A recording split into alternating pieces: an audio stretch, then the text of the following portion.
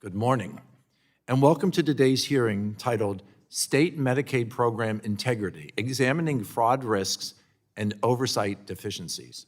Today's hearing will examine Medicaid program integrity in 4 states: Minnesota, California, New York, and Ohio.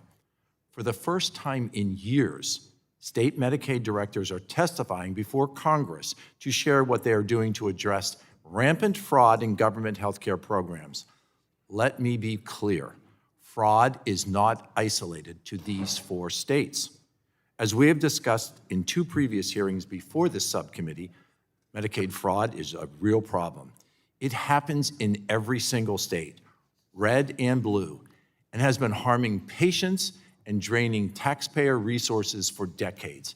In Minnesota, a recent $90 million Medicaid fraud takedown brought charges in autism therapy services, housing support, home health care, and personal care services. This was just the latest set of charges in ongoing fraud investigations occurring there.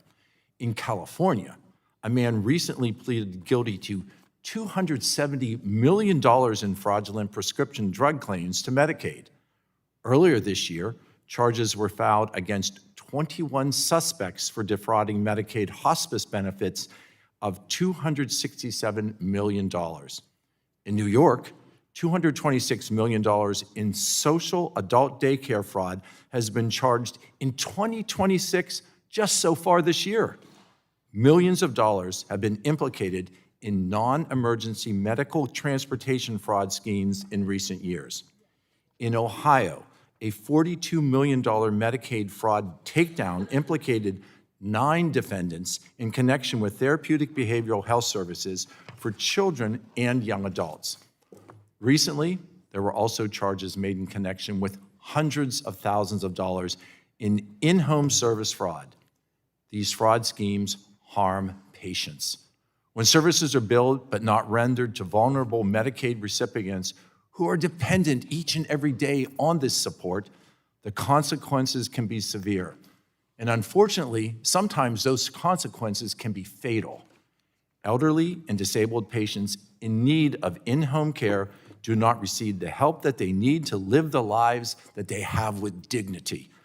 Children who have benefited from essential therapies often don't receive them. Those who rely on transportation assistance to attend medical appointments miss the preventative care and treatments that they need to stay healthy. This morning's hearing is a culmination of months-long investigation led by this subcommittee into Medicaid fraud with the goal of strengthening the program integrity.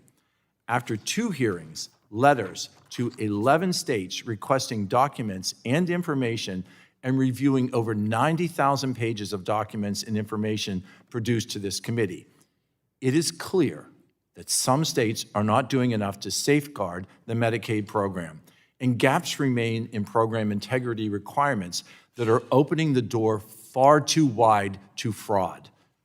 Thankfully, fraud is finally getting the attention that it deserves. I commend this administration for surging resources to the war on fraud by forming a task force to eliminate fraud. Additionally, CMS and the Office of the Inspector General are leveraging their authorities to hold states accountable when they are not meeting the mark. We are seeing accountability for the first time in far too long, but more remains to be done. We can no longer tolerate criminals taking advantage of the Medicaid system. Fraud is not and should not be the cost of doing business. It is preventable, and we have a duty to help rein it in. It is no longer sufficient to do the bare minimum. States must rise to the occasion and tackle fraud head on. Our Medicaid program and the patients that rely on that to be healthy each and every day of their lives, they depend on it. I want to thank all of our witnesses for being here today. We look forward to hearing from you and learning more about the steps that your state is currently taking to address Medicaid fraud.